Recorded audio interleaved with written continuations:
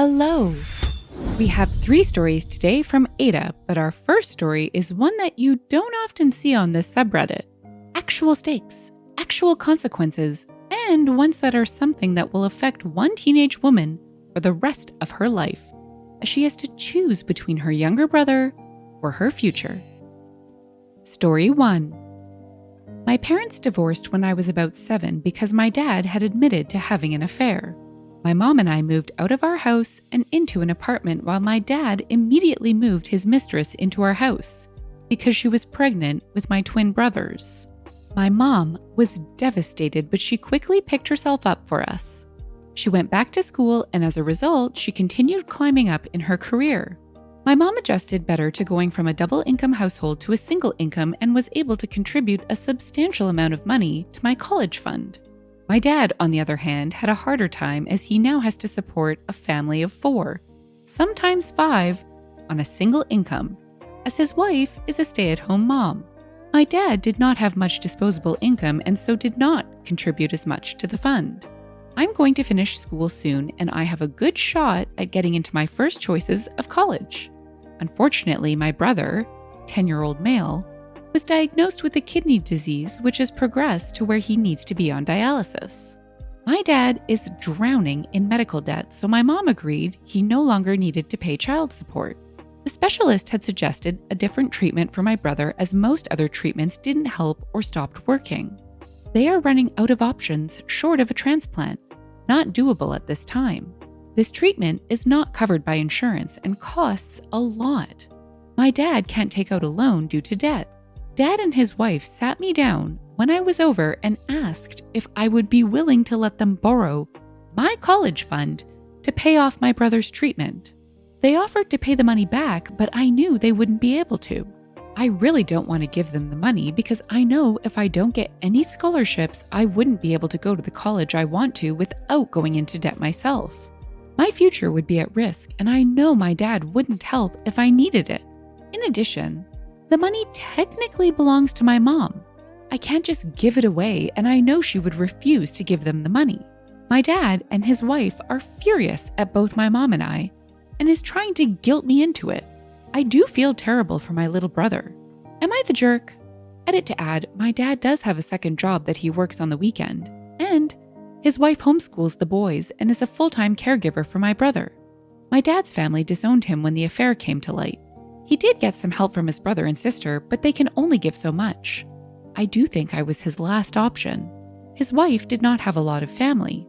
Lastly, of course I would feel bad if something happened to my brother. He's just a little kid.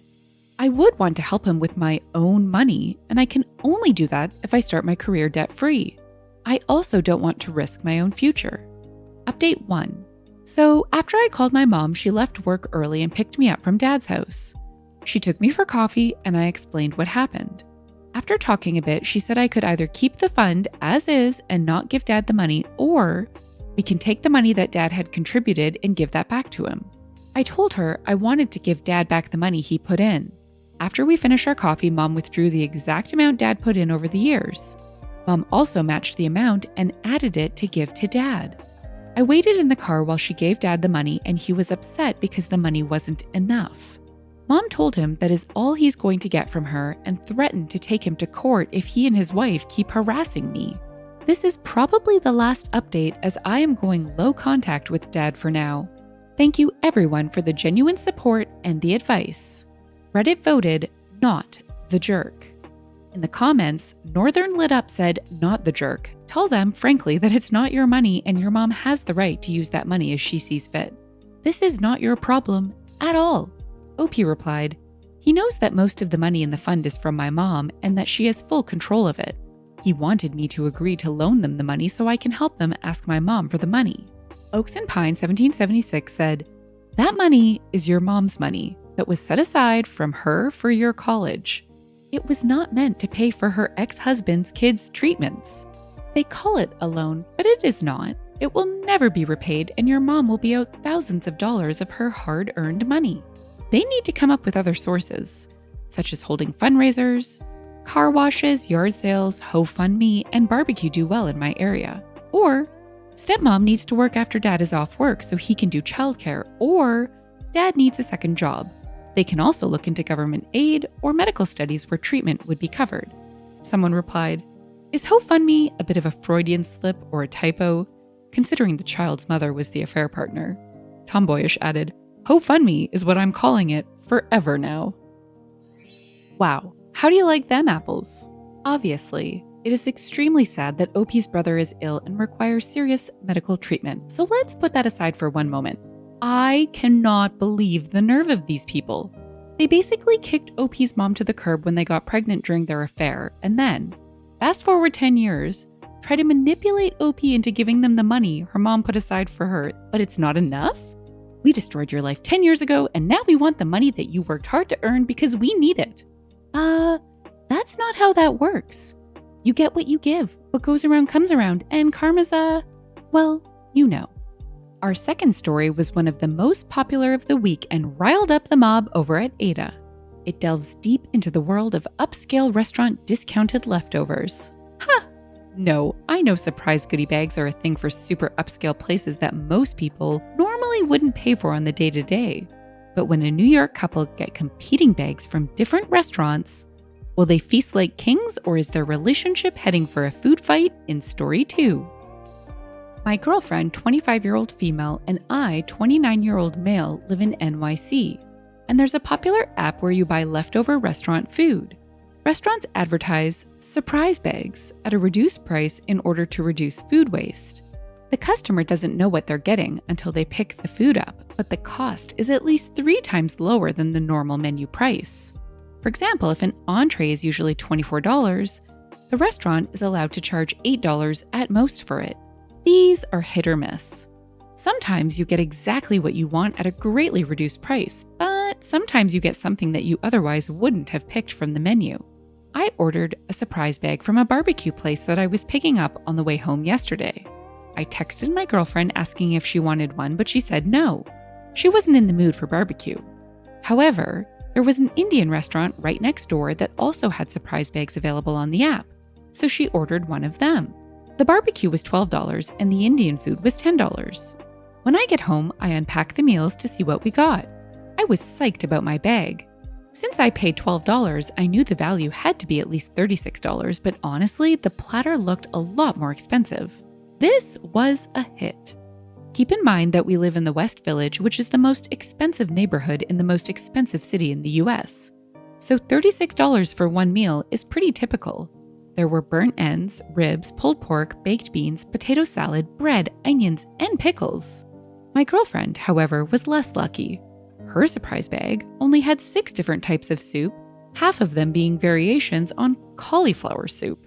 She was disappointed to say the least. She asked if we should share my barbecue, and I said, "No, I'm hungry. I offered to buy you some already, and you said no, so I'm going to devour it." She got mad and called me the jerk. I told her if she didn't want soup, she should have ordered something specifically instead of using the surprise bag app. I then told her to just order something off a food delivery app. She said she didn't want to spend the money. Another bit of context is I make a lot more money than her and pay all of our rent. I know she's running a bit of a lean financial picture right now. I then tell her that if she doesn't want to pay for delivery, I'll walk to the bodega on our street and can buy her something there. Another bit of context is that we live on a 4th floor walk-up with no elevator, and she broke her leg in a car accident a month ago. So it can be tough for her to get around. She says the grill is probably off there and all she wants is a hot meal. I tell her she has soup. Anyway, she thinks I'm the jerk, but in my defense, 1, I offered to buy her barbecue to begin with, which she declined. 2, she picked out her own food and I grabbed it for her on my way home. 3, when she wasn't satisfied, I suggested 2 solutions, either ordering something from an app or going to a bodega. So, Reddit, am I the jerk? Reddit voted, "You're the jerk." In the comments, Old Style Thor said, "So you had plenty of good food, could have shared it, had a good time, and gone to bed happy and in love? Instead, you're sitting here asking strangers on Reddit if you're a jerkhole. You're the jerk." Fuzzy Dog Paws said, "I wish there was a voting option for technically not the jerk, but I wouldn't want you as a friend or boyfriend. Technically not the jerk, but dude, if my husband ordered food at dinner and didn't like what arrived, I would absolutely offer to share mine with him. Starry replied, I think it's technically not wrong, but he is a jerk. I actually find this to be a bit of a tough one. I feel like I need more info for a verdict. I mean, if this is a one-off, I think he's the jerk. But if this is something that she does regularly, then I'd say not the jerk, because that would be super annoying. It's like the difference between people who like sharing a meal and not. That's just how they're wired. And it sounds to me like OP might be one of those who doesn't like sharing, which is probably why he offered so many options. The whole "I'm going to devour this" comment was probably unnecessary though. P.S. I wish I had this in my area. I love a mystery bag, but mine are usually in the form of pins or mystery book bags at the library. Food would be so much more fun. Our third story features the trifecta of the Am I the Jerk subreddit. I call them the 3 Ps: pranks, pee, and parenting problems.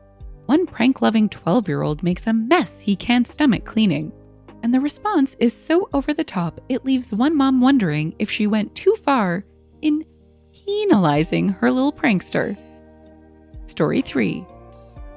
I'm in my 40s and the mom of 2 children, Dax, male 12, and Mia, female 14. Not real names for privacy. My kids don't get along super well. Dax thinks pranks are really funny, I guess like every 12-year-old boy, and he annoys Mia with them a lot. It's something my husband and I have been working on as it's the source of many fights between them. Dax gets a lot of prank ideas from YouTube and TikTok and will often recreate what he sees. Most of them are harmless, something like a fake spider in her food, etc. But this time, I think he went too far. Dax thought it would be funny to put saran wrap over the toilet before my daughter went to the bathroom. Oh no. He says he got the idea from online. I don't know if this is a thing, but it's a terrible prank. Basically, he put plastic wrap under the toilet seat so if someone sits on it, well, pretty much it makes a mess instead of going in the bowl. Yeah, I know. Ew! So he does this right before Mia goes in the bathroom to pee. When she gets in there, she sits on the seat like normal, pees, and since there's plastic wrap over the hole, her pee collects on it and gets everywhere, all around the ground, on the toilet, and on her. She comes to me crying. She's embarrassed because she's a teenage girl and this is disgusting. I told Mia to shower and not worry about the mess. Here's where I might be the jerk. I go to my son and yell at him for what he did. I tell him that's not an appropriate prank and he's old enough to know that's not okay. And then I made him clean it up. He started crying, saying it's unfair I make him clean his sister's pee. It's gross and he's going to be sick. He says it's from her body, so she should clean it. But it was all his fault and literally his mess to deal with. I don't know why I should humiliate my daughter further or why I should have to clean it. And biggest thing, he needs to learn. I told him the mess was his fault and he should think about the repercussions of his actions next time, because this is what his prank caused. And then I stood in the doorway and watched as I made him clean all of the urine off the floor and toilet. I think it was an appropriate punishment considering it's really just the natural consequence of what he did. And it doubles as a general lesson in how to clean a toilet, which he has to learn at some point anyway. Well, my husband disagrees. This all happened while he was at work, and after he got home, Dax complained to him. He told me I was overly harsh on our son and put him in danger by exposing him to germs. But I gave him the same gloves I use when I have to wash the toilet, and it's not like he was unsupervised.